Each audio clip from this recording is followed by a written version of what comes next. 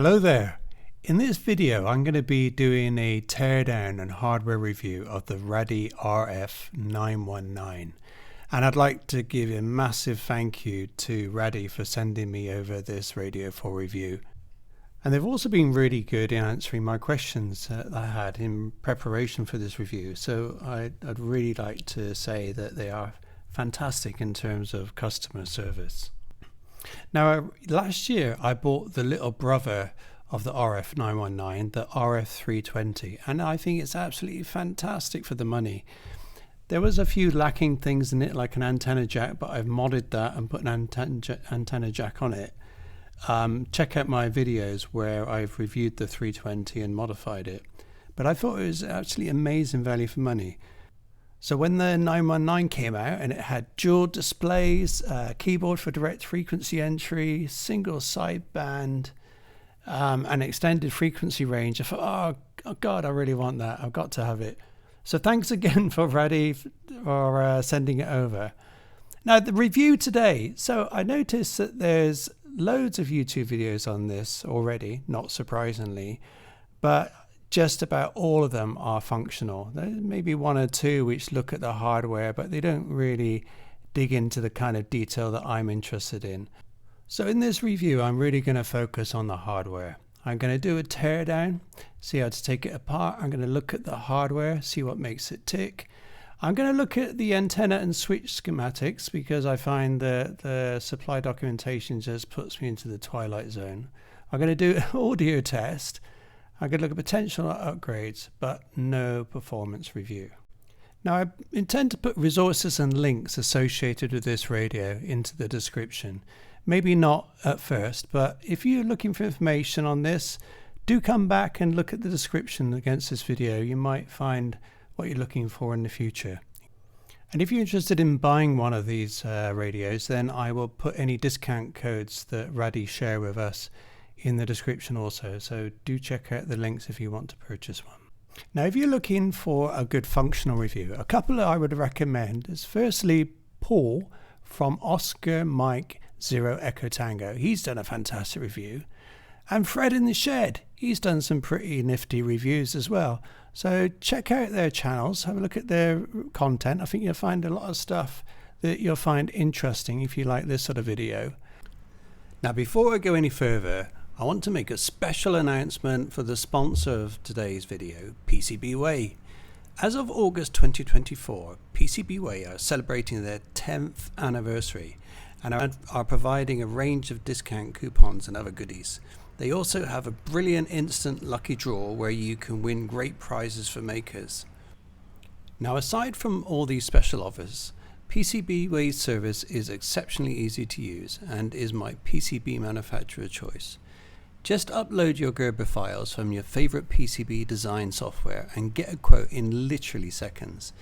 And if you want something other than the default settings, PCBWay have a vast range of options and capabilities. For more information, head over to PCBWay.com. The link is in the description. Now I'm not going to go over all of the detailed specifications that's available in so many videos, but what I will do is call out the standout features which make this such a special radio. The first one is a VHF and UHS coverage up to 999 megahertz, almost a gigahertz. It's able to record to SD card. You don't need to do that from the app either. You can do it using the buttons on the front of the radio. It's got a mobile control app, a bit like its predecessor, the 320. It's got single sideband. It's got CB band coverage, 27 megahertz, and both AM available from the radio band button and FM available from the VHF mode. It's also got a built-in antenna tuner, which is a bit of black magic. It's got high quality and powerful audio, which is unusual for a shortwave radio, for somebody to think about sound quality. That's nice. And it's got a socket for walkie-talkie antennas, so you can take it off your walkie-talkie communications receiver and bolt it straight on the top. It looks good as well when you do that. So it's got so many things going on, and I can't wait to open it up to see how it's done. Oh, and another thing, I like how it's styled in line with all those military style radios from the 1980s as well. Okay, so let's see what we've got. Are well packaged as expected.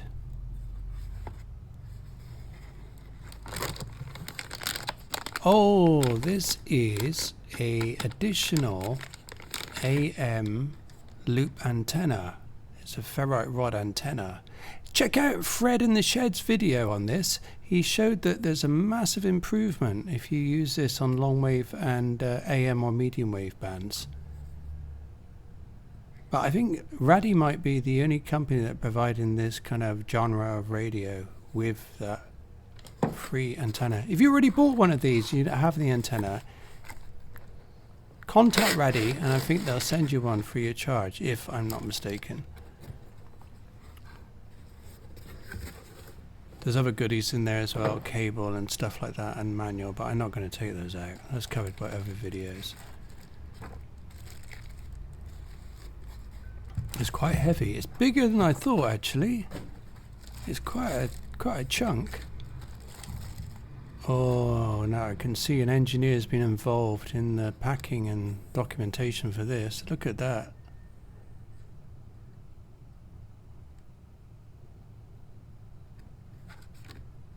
What's this?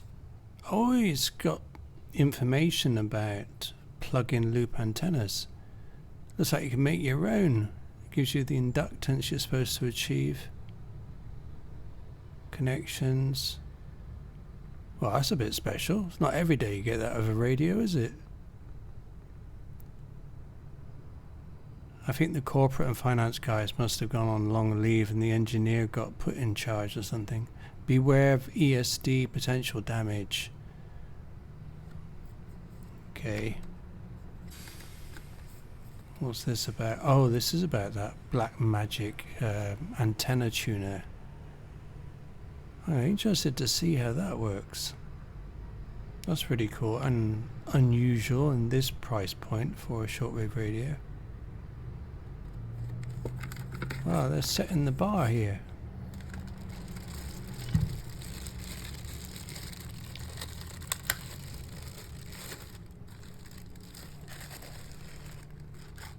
Well, that is quite a chunk of radio. Nice displays. It's funny how the little display is black when it's not on. There's the passive radiator on the back, like the 320. Our antenna tuner. Is that a pre-selector for the antenna tuner? Something like that. It feels well made, actually. Those are the frequency bands there.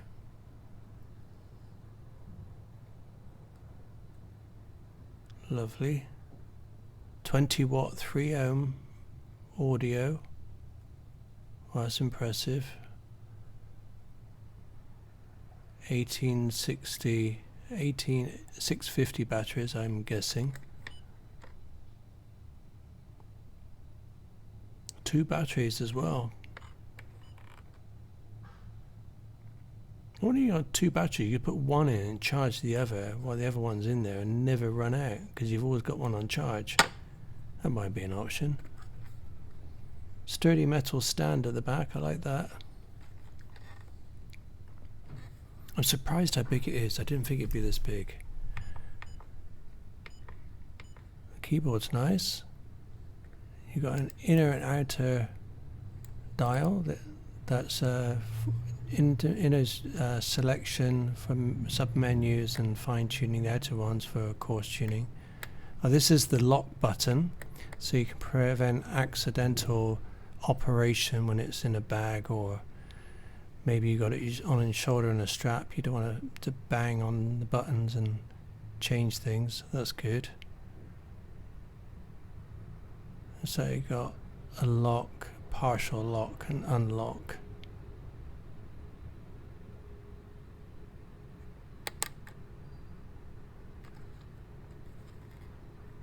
And that's the antenna tuner on the side. Understand that actually links to a variable capacitor, just like the old days. And then on top, on the left, that's our connection for the walkie-talkie antenna. In the middle, you got your loop antenna.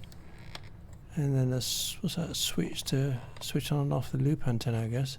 It's a bit of a funny switch, doesn't move much. Ah, there we go. Nice and directional, it's what you want for AM. Huge displays. And you got the squelch, play pause, radio band, subband, UHF, VHF, demod, antenna selection, antenna, and play mode or media mode. Direct frequency entry, equalizer, volume up, volume down, tuning, preset. Oh, it feels quite nice actually. It feels quite weighty. Doesn't feel cheap. Maybe a bit loud for some people, that clicking, but subjective. Well, that stand is very sturdy. I like that.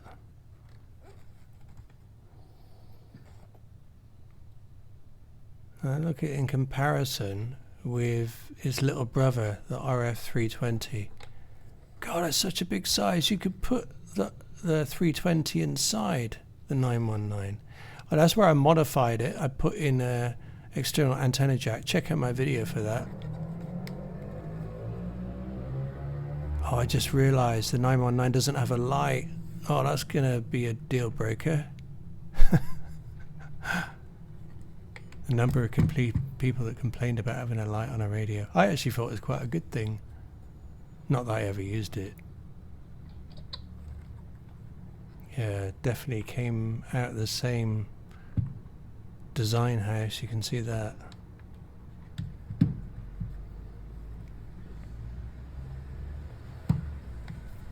Now the bit I've been waiting for, let's get this thing open.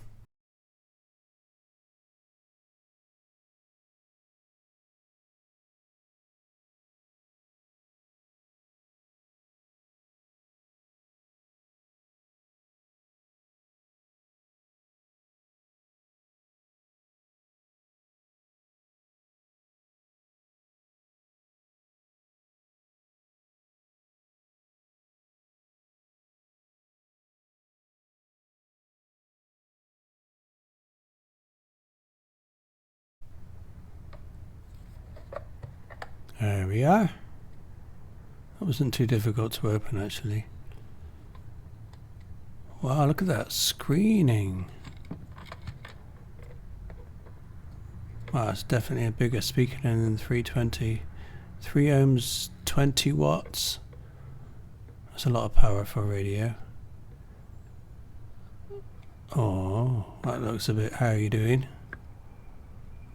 Soldered onto a header. Wire soldered onto a header. Foam blocks to stop wires vibrating. Foam everywhere. That could be improved upon. Let's see if we get time. So there looks like all the antenna connections. You got your wire for the telescopic. Oh, I can see a ferrite rod antenna down there. Ooh, what's going on there? That's... oh, that would be the antenna tuning switch. Quite a bit of flux going on there. Oh, and there's the variable capacitor. Not often you see those in radios these days. That would be for the tuning, antenna tuning. Some more antenna connection. Surprisingly thick cables for antenna cables. Some more cloth insulated cables. I'm probably going to a ferrite rod. Again soldered onto a header. That's unusual. And an audio amplifier board. Some very serious connections there. Is that amplifier chip, a Class D amplifier, and plenty of decoupling capacitors. That must be power into the radio. Bluetooth module. The speaker wire is a bit thin. Had the same issue on the 320. And that would be the top board PCB. That would be for your walkie-talkie antenna input and your loop antenna input and your loop antenna switch.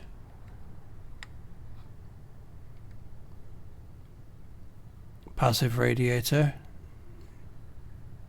and sealed speaker cabinet, just like the 320. Oh, it sounds so damn good.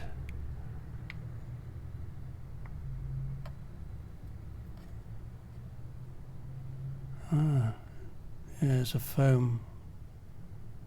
I wonder how that screen is attached. That could be quite problematic to get out. Oh, I can see it's soldered in. It's soldered to the PCB underneath. Oh my goodness. And there's a magnet for holding the stand in place.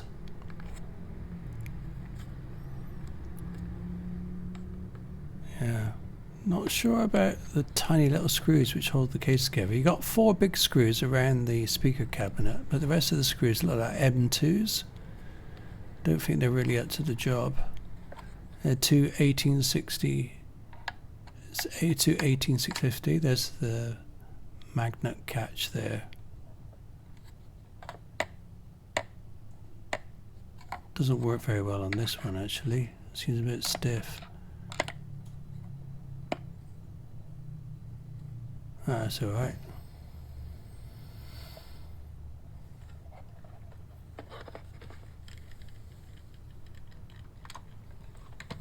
Okay, let's see if I can get these 2 pieces apart, and then I stand a chance of getting the screen out and the PCB.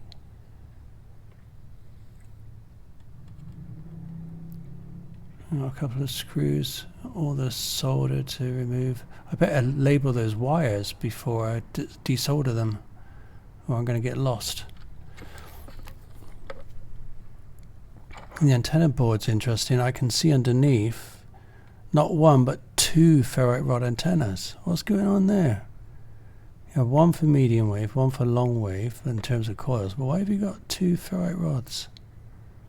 Maybe something to do with the Black Magic antenna tuning.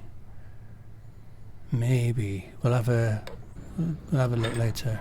So I've labeled all of the cable ends so I don't get stuck when I desolder them.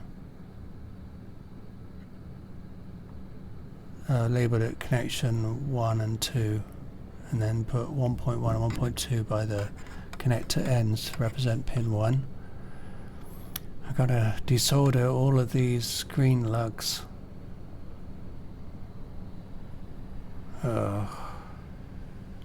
That's what you pay for good reception, low noise reception.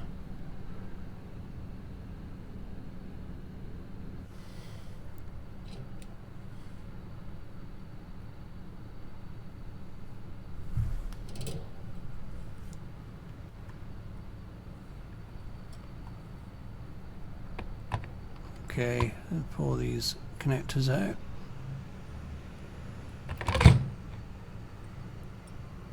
That one came out by itself. I think the speaker wire is a bit short actually, because you can't lie the 2 halves flat when the speaker is connected.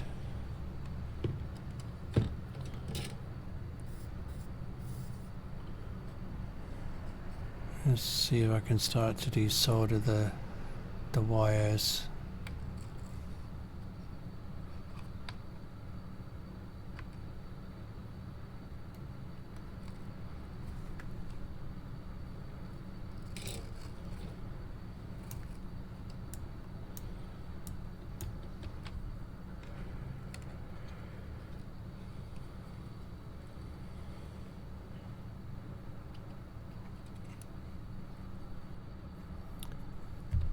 Actually, coming to think of it, they probably soldered these on because these thin fabric covered wires which go to ferrite rod antennas are probably just about impossible to crimp. Probably production issues. You see these foam blocks, there's bits of foam everywhere. I guess it's to stop vibrations. Because this radio does shake a lot when it's on, just like the 320 did.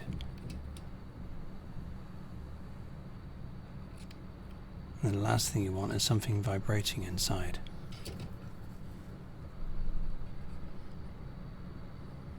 Thankfully that one's on a plug-in socket. Go into the antenna board. I'm going to have to desolder the capacitor wires. I wonder why they're so thick.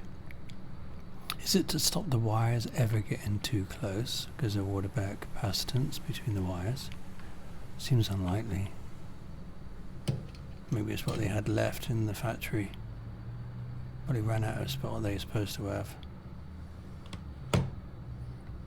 No, that's looking a bit better. A bit freer. Now I've got to manage all these solder lugs. What is that? Is that some sort of sensor? Is that detecting movement of the antenna tuner knob? Surely not. Can't think of a reason for that. Okay, I've got to get those screws out. The solder lugs. There's some solder lugs there too. Right, let's get this cable off. This will be to the external loop antenna.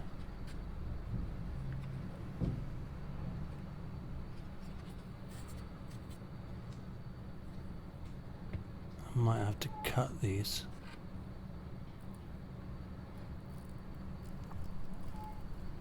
Not really made to be taken apart, this thing.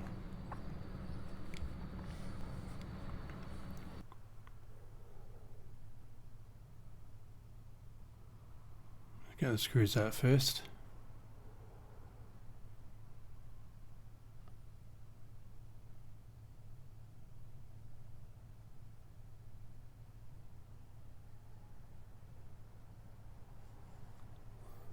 They're tiny screws. It must be like M3 or smaller.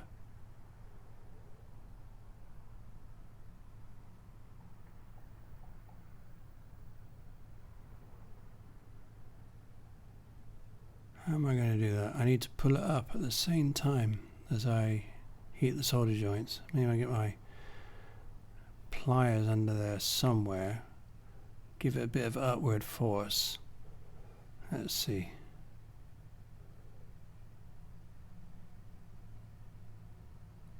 Need an iron which can supply enough heat as well.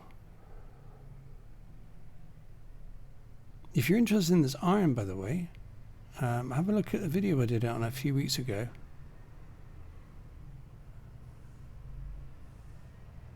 It's by a company called Kai Wheats, and they've kindly given us some discount vouchers, which I put in the link for the video as well, if you're interested. Okay, it's coming. I think we might have a method here. This may work.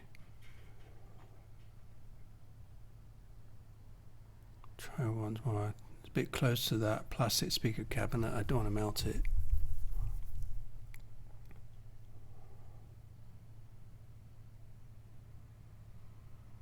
Well, this is a price you pay for noise-free reception.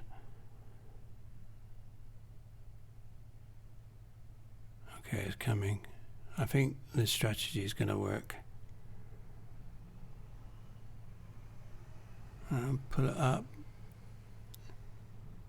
I think I'm on a winner now. Now I've got a few up and I've got something to pull on.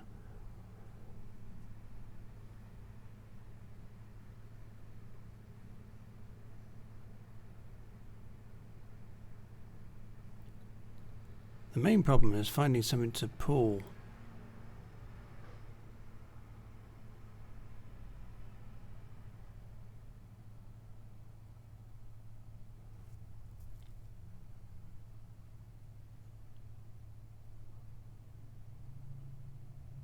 Okay, that's that one.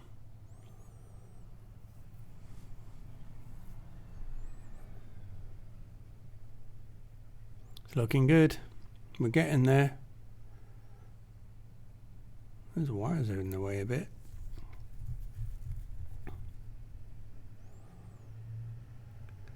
Quite a few wires going to circuit boards with black gunk on them.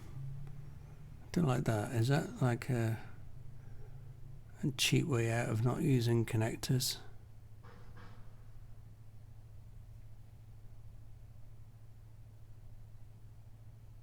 I have to take the board out before I take the PCB out, I think. Let's try. No, I think the shield's got to come out first.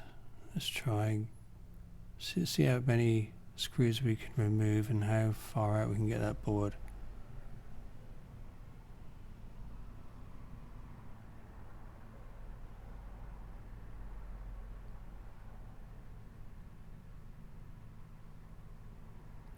I'll try again.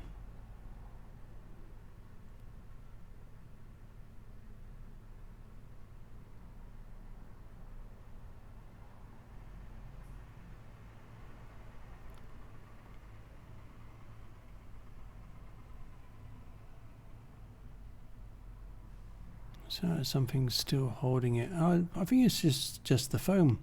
I think if we cut the foam, it'll probably free it up. Oh no, I missed those solder lugs in the middle there. It looks like it's kind of at the back of the rotary encoder.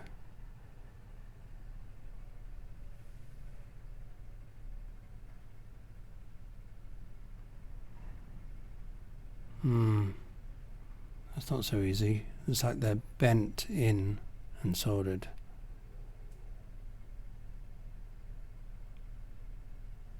Well, there's a will, there's a way.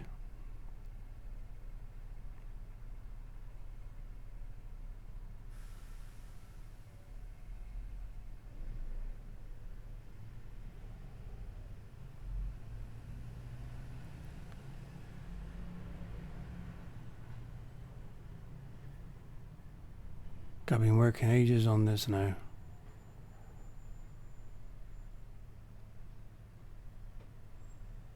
Give yourself an hour to take this thing apart if you're so inclined.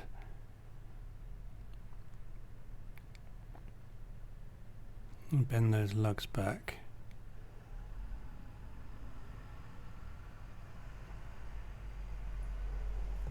Come on, must be close now. Cut those foam bits.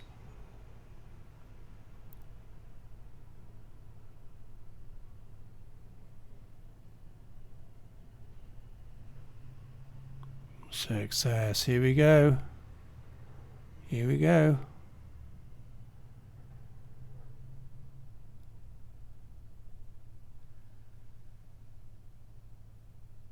About to reveal its secrets.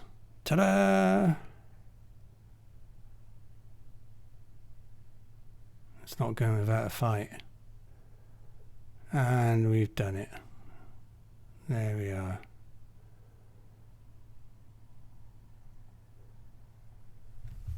And there we had the PCB, the main board. HRD C919. That is Hangrong Da Manufacturing. That is the OEM. Okay. So, Hangrong Da is the OEM. I know them. There's a antenna connection for the walkie-talkie antenna. LEDs. I bet there's LEDs. Yeah, this must be the LEDs for the front displays. Multicolored as well. What else we got going on? Oh no, more solder lugs. There's a shield underneath the PCB which has got solder lugs on it.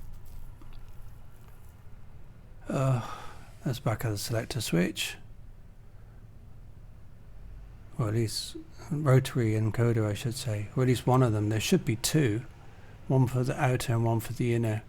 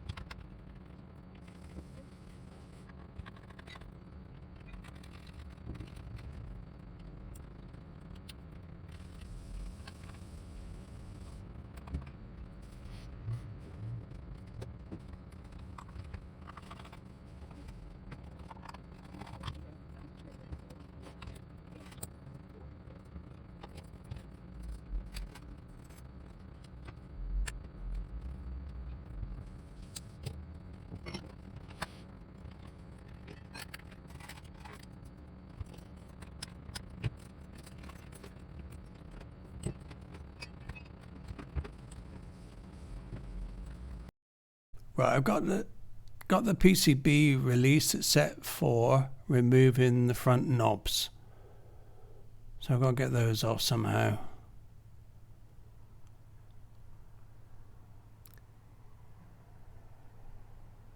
Problem is the knob's kind of like a sloping shape, so you can't really grip it. I'm gonna have to put something underneath. I don't want to damage the plastic though. That's not good. A cloth. Alright, here we go. Turn it a bit. Let's keep easing it, turning it and ease it up. Almost. It's coming. Okay. And even that's weighted. Look at that. It's got a big chunk of metal in it. All the knobs are weighted, which is nice.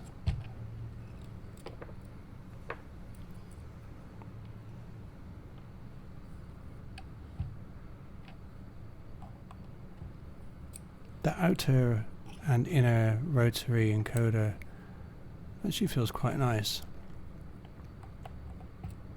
but the outer rotary encoder is quite loud. It's quite clicky. Might annoy people next to you. Almost there. Here we go. You see there's a piece of metal there too. I thought it felt a bit weighty to move. That's nice. I like that. Okay, almost there. Almost there. Here we are. We're done. God, that must have been about an hour. Mind you, some of that was labeling cables. You see the LEDs on the back. You got the strips for connecting the LCDs, the small one and the big one. LEDs next to the buttons. Same shape as the 320 PCB. Let's have a look at the construction. Okay, so we got the rubber keys, which are backlit, or screening behind the LCD. That rubber strip there has got conductive inner to allow the LCD connections to make contact with the PCB. There's our variable cap for the Blackmagic antenna tuner. The LED connections for the display. What else we got going on? I can get that top PCB out now. Yeah, that's the external loop antenna PCB and switch.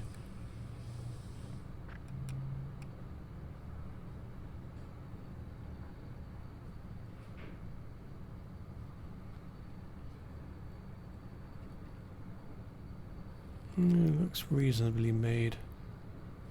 The only thing I'm moaning about is there's no metal inserts for the screws.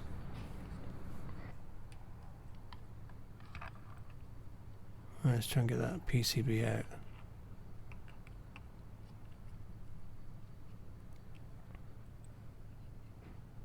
Tiny screws.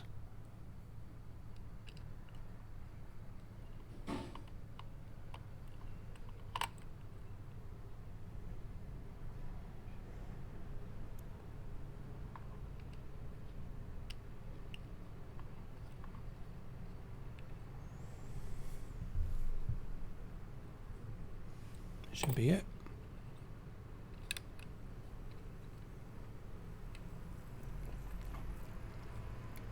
Yeah, there we are. No, I suspect there's not much going on there.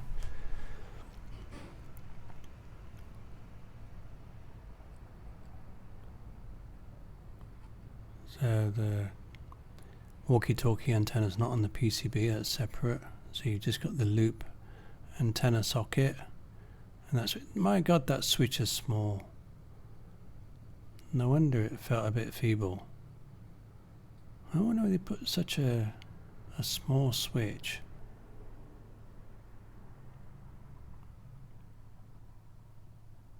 When you're operating it from that knob at the top, it feels like the knob's hardly moving. It feels like it's just moving an indent or something. I think they should have done with a better switch.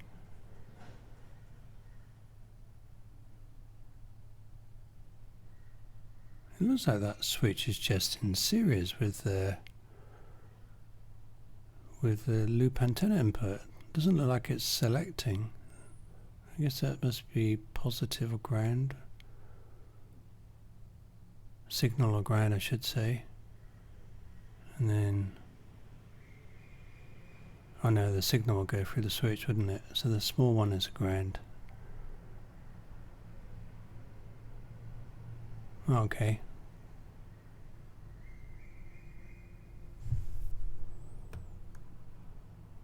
Now let's have a look at the main PCB. I'll zoom in a bit for you. Okay, let's start at the bottom where the power comes in. So USB-C. Have we got a fast charging? No, we just got the standard 4056. It's not fast charging. That's a shame because you've got two big batteries, but it's not fast charging. AP to AP16, no idea what that is. I'll try and look it up later. What is that doing? Is something to do with the LEDs on the front or the keys? Maybe something to do with the keys. Maybe.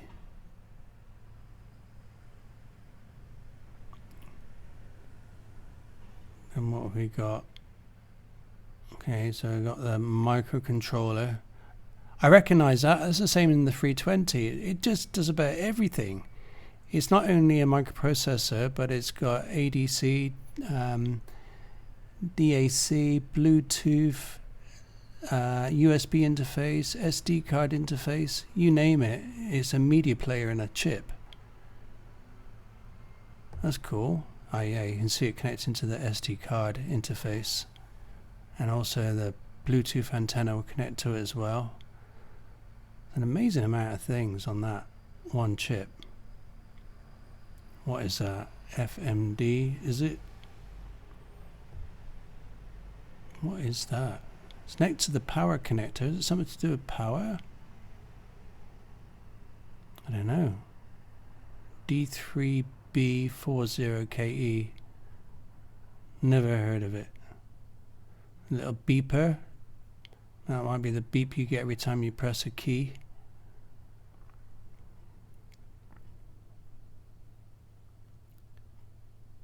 Oh, what's that? It's our old friend 74HC595. That's an 8-bit shift register. Shanghai Hong Da loved to use those to bit bang commands to devices through a kind of a clock's serial interface, and the shift register spits out to either LEDs or electronic switches or whatever it is, whatever IO you've got. And that looks like our radio IC, our DSP radio IC. I see that, what is that? It's 3560, which means if you look on the table, it's our friend the 4735. That's used in the ATS20 Plus, in the XH Data D808. Okay, it's giving away some of its secrets now. So, as you may know, the XH Data D808 has got a really good reputation for shortwave. And so this radio's got the same front end for shortwave. No one knows good, but it only goes at 26.1 megahertz. So how does it do the rest? If you look at the block diagram, you can see it's got your AM loop input and your FM input. It's got various filters and DSP as well, and digital output. What else is there to say about this? Oh yeah, so in between that chip and the loop connectors on that header there, you can see a load of transistors. So those transistors will be switching which loop antennas in use when you're changing bands, and no doubt those are controlled by the 74HC595s. What's this little fellow down here? What's this little chip? Looks like it's also connected to RF. What is that? Okay, it's the MXD8680, which is a single pole 8-throw antenna switch. So it's like an analog switch. And there's the back of the rotary encoder, the central one. Looks like it's placed upside down. And what is that mystery chip? So we know the 4735 can only handle relatively low frequencies and FM, like your shortwave, AM, longwave. So I guess this guy must be handling the UHF, VHF, ham bands, probably weather band and stuff like that. Maybe it down converts it and gets the 4735 to handle it. Who knows? But I doubt it. But it does have an identifying mark. Look at that. You see all those unused connections in one corner? There must be someone out there that knows what it is. Please let me know what it is. Dying to know how we can complete this jigsaw puzzle. It's a missing piece. So if you know, please do put it in the comments. And what else have we got going on here? So there's quite a lot of those antenna switches. There's 4 of them. It's like they're grouping together to find some sort of network, routing network between antenna connections and those chips. That's interesting. Probably all controlled by the 74595s, I guess. And that little socket down there is for the walkie-talkie antenna, and you can see that connects to another one of those antenna switches, which connects to another one. There's a whole network of antenna switching going on down there. A lot of RF signal paths. That looks complex.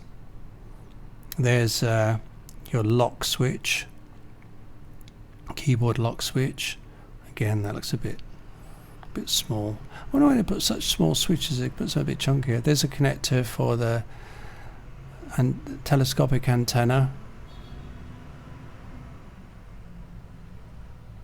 and that chip there will be the controller for the small display.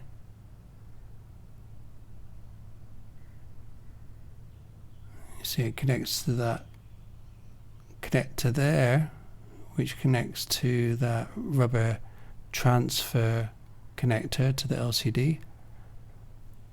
Another 595. And then another LCD connector, that would be for the big one.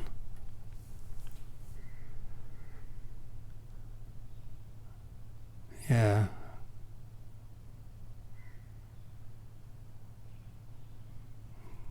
Okay, not so interested in that. We've got some I/O connections on the top. That's interesting. I wonder if the I2C bus is on there. You can link into it and hack those radio chips. That'd be fun. I wonder how to get a scope on that one day. And on the other side of it, you can see all the buttons with the LEDs behind them. There's a crystal for the controller on the other side.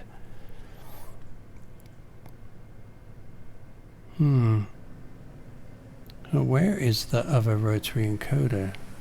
Oh, there it is. So that's a rotary encoder for the outer wheel. That's quite a big weight on that.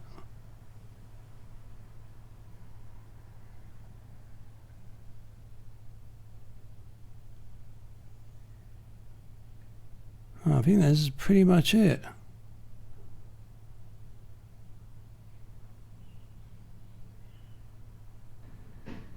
And then finally, what is that thing? Is it like a Hall effect sensor or something? Okay. I just looked that up, and that is a temperature sensor.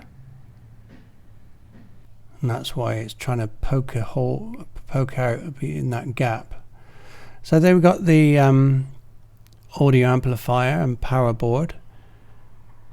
So the negatives are independent. So maybe you got some sort of like a BMS going along there. The positives of the two batteries are connected together, but the negatives are independent and go through a couple of MOSFETs. Maybe that's a overcharging or balancing circuit or something.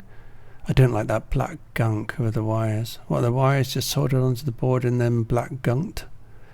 A little filter going on there. That's good. And amplifier chip. It's a bit small. I know this one. This is the same in the RF320. Seriously? It's got the same amplifier as its little brother. So this is a LTK5302. What's interesting about this one, it takes a 4.7 volt supply and then boosts it up itself. That's why there's an inductor next to it. It's kind of got like a boost circuit built in. It's an amplifier and boost circuit. And that's how it achieves such a high power output for a low voltage supply rail. I saw pin 1 was connected to ground, and pin 1 defines what boost voltage you got. And it was connected to ground, it's the lower voltage, so it's the 6.5 volt as opposed to the 7.1. So if you look at the impedance of the speaker, you've got 3 ohm. You've got somewhere between 5.4 and 7.2 watts according to this table, but that's with perfect conditions and a 4.2 volt supply. So this is the antenna board on the back cover. Try and get rid of all that flux so I can see what's going on there. I would love to know what is going on with all these antenna switches, antennas, internal, external antennas. I know that there's information supplied. Raddy have done a good job tried to do a good job with the documentation, but every time I look at it, I just go into the twilight zone. It doesn't make sense to me. So I'd like to try and reverse engineer this a bit so I can understand what's going on. And clean it up a bit so I can see what connections there are. Okay, that's looking a bit better. Yeah, you see that 0 ohm resistor? That looks like an afterthought.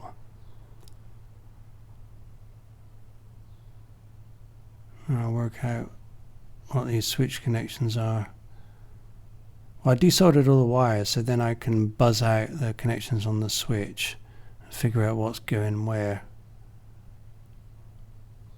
The medium wave antenna on the top positions of the switch. Okay, and you've got like a balun going on there.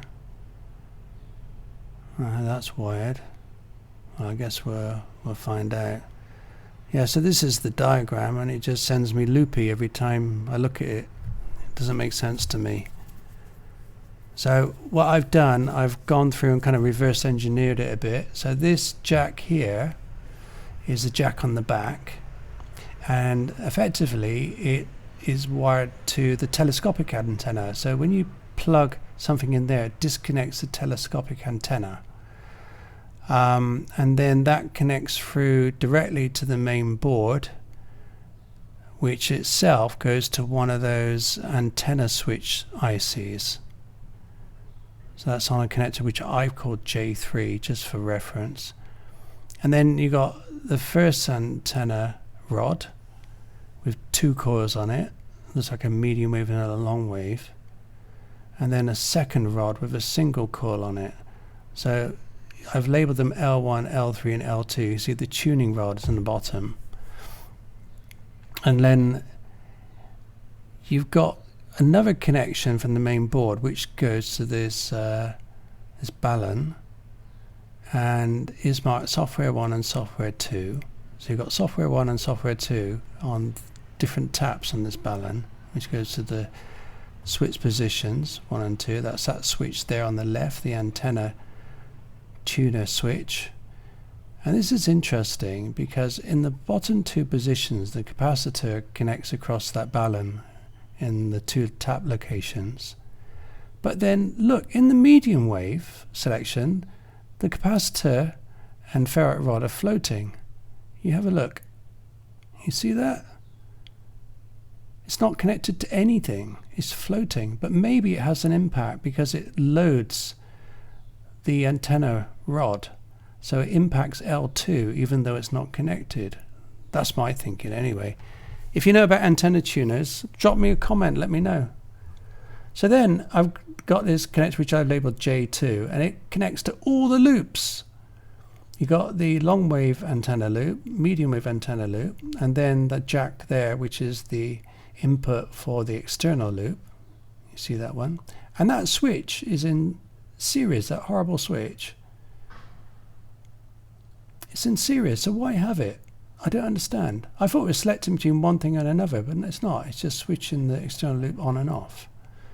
So then these 3 loops go in through what I've called J2, and then I've sniffed it out on the board, and then it goes into an antenna selection array of transistors, MOSFETs, N-channel MOSFETs, which are switched on by HRC's favorite device, the 595, and they all connect to a common rail which goes to the loop input on our friend the 4735.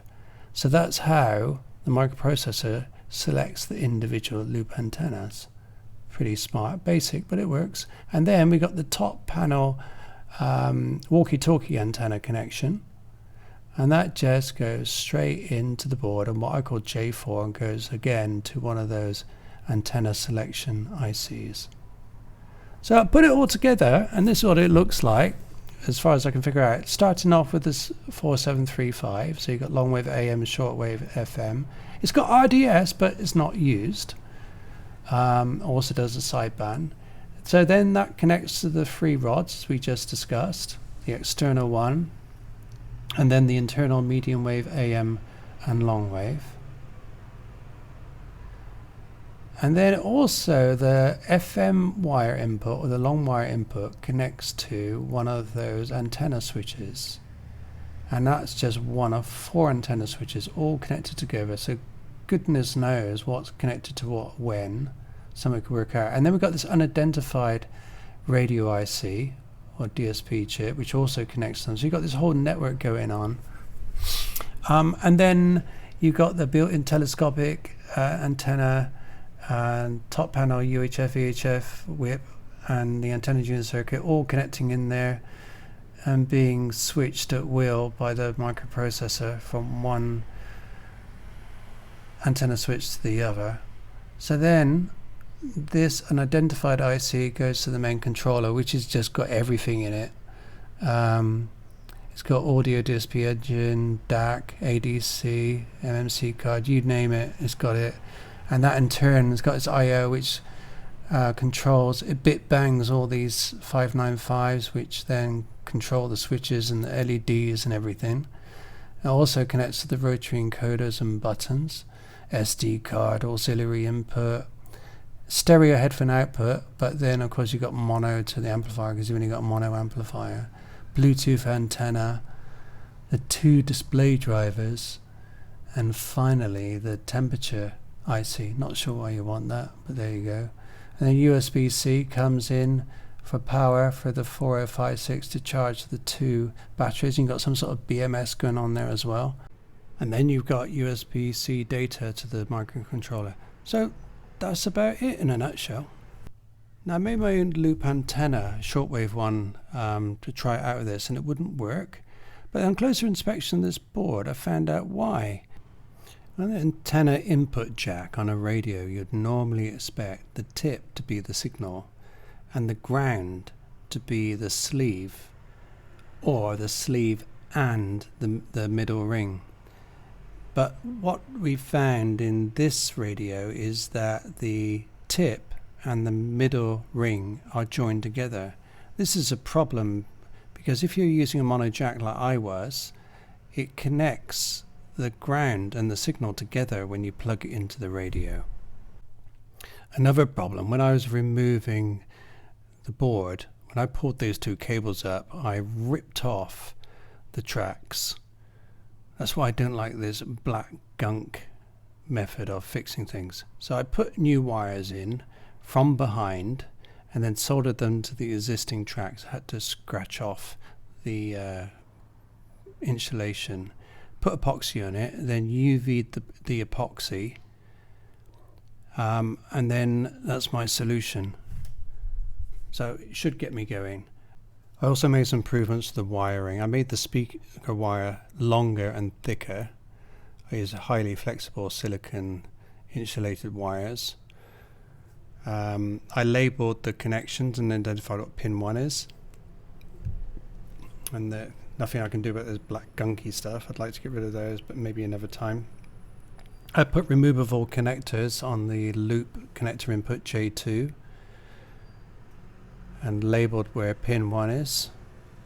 Also got J1 and did the same thing. I also put a connector on the capacitor as well, so I can disconnect every single cable between the 2 parts now with a connector.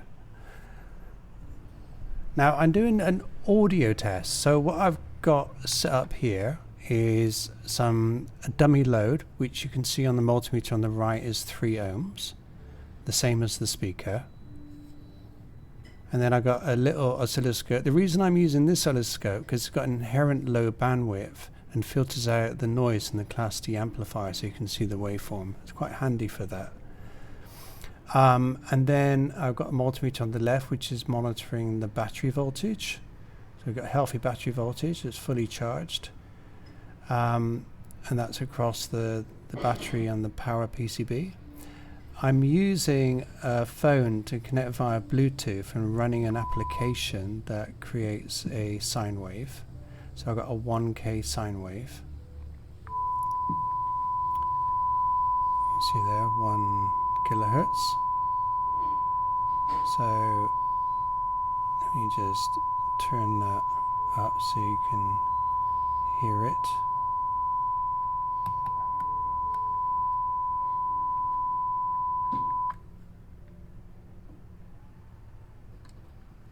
Now I'm going to replace it with a dummy load.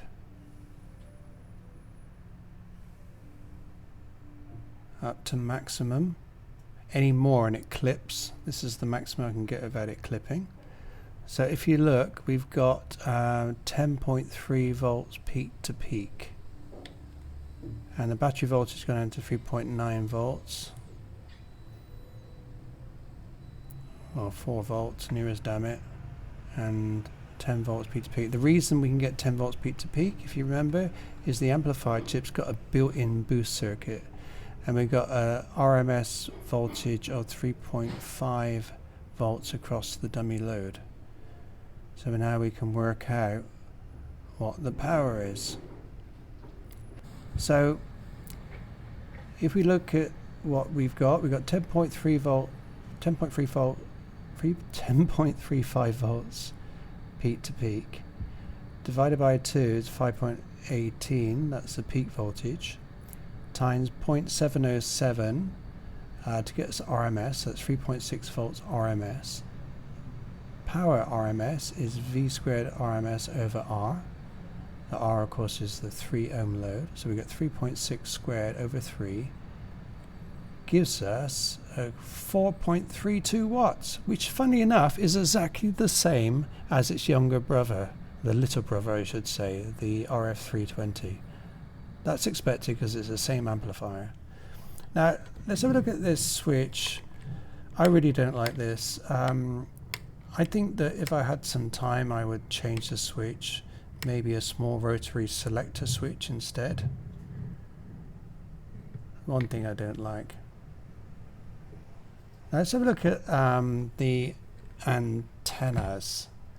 So I think it's really cool that you can just get a walkie-talkie antenna. Let me show you.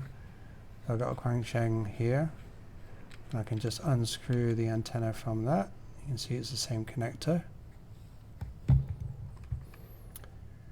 and screw it in here, and Bob's your uncle. I like how it looks as well. I've got a thing about whip antennas. No comments on that one, please. So that's pretty cool.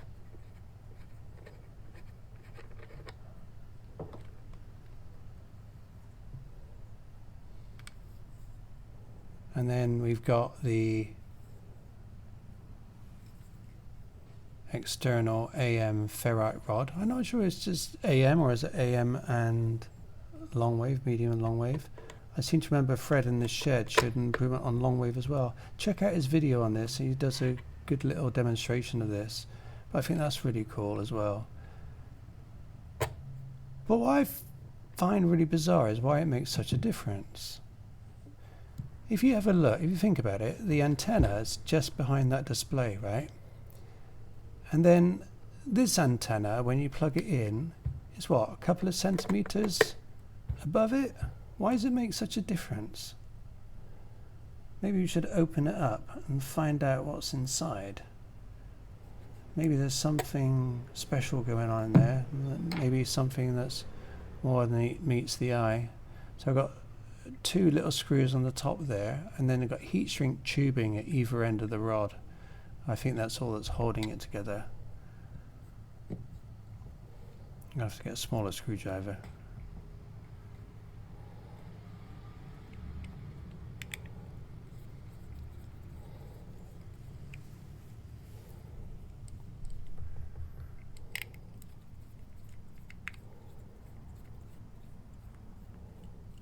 Almost there.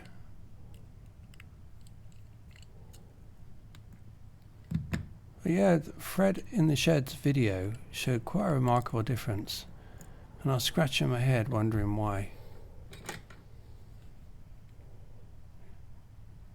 Okay, I have to cut that. Just a bit of regular heat shrink tubing.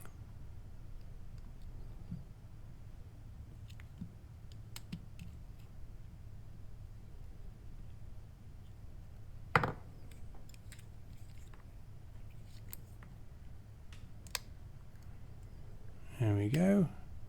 Ta-da! Oh, do you know what? It looks identical to the antenna rods in the radio. It's okay, the coil's in the middle rather than the end, but apart from that, that's a mystery. If you know why it makes such an improvement, let us know in the comments. Now finally, I wanted to look at the concern raised by some people around the soft muting on this radio. Is it any worse than others? So as you can see here, with a step of 1 kilohertz, it mutes quite easily and stays muted for quite some time after each click or each kilohertz change, which means it's hard to scan the band and hear stations as you're scanning. Can you see that? Thought let's try it on the D808, which has got the same chip. Now here you see it's not so bad because it doesn't mute for so long. It doesn't seem to mute so deeply, if you know what I mean. So you can tune and hear stations at the same time. Sweden such infection outside Africa. Hopefully they'll fix this in a future software release. After all, it's the same chip, it's the same front-end architecture for shortwave.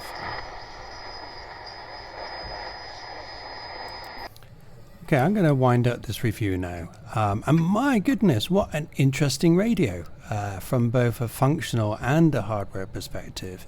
I'm going to just say a few things that I don't like first of all. I think the documentation regarding how to use such a complex radio is not up to par.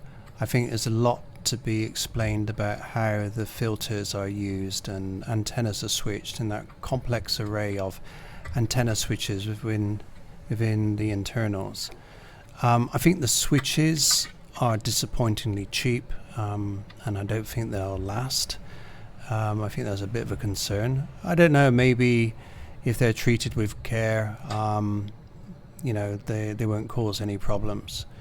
The soft muting as well is an issue, but I'm hopeful, you know, because after we found out it uses the same IC as a radio IC is used in the XH Data D808, and that hasn't got such a bad problem, and the soft muting is configurable in the chip, then I don't see why a future software release can't make it at least as good as the D808. So I think there's hope there. Audio power is a surprise. I thought it was 20 watts, but it's not. It's just 4.4 watts, the same as the RF320, but no biggie. And so what do I like about this radio? I think the buttons are great. I love that keypad. And the displays are gorgeous. The rotary encoders feel nice as well, and there's care to weight them as well to give them that nice feel. The antenna tuner is just amazing. And I like the range of input jacks that you've got for antennas. That's really thoughtful. You can see it's really made by an engineer and designed by an engineer. Some, dare I say, it may even be over-engineered in places. So in balance, I think it's a fantastic radio. But I do think that a real effort needs to be made to fix that soft muting. It's aimed at radio amateurs, people interested in long distance radio, and that soft muting has to be fixed. There is apparently a software update out there to address the soft muting issue, but people are reluctant to install it because it has a reputation for bricking the radio. So that's something that Raddy need to look at. As for modifications and upgrades, well, one of the good things is loads of space in there. You could put a Raspberry Pi Pico in there, or Arduino Nano for hacking, which interests me.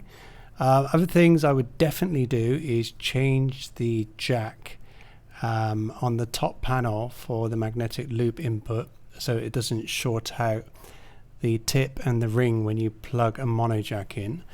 Another thing I think I would do is, if there wasn't a fix for the soft muting, I would probably put in a microcontroller in there to take over and send commands to the 4735 chip to change the configuration of the soft muting. So kind of like hacking into its spinal cord, if you like, and reprogramming it separately. And that could be done every time the device is powered up. So that's something I was thinking about.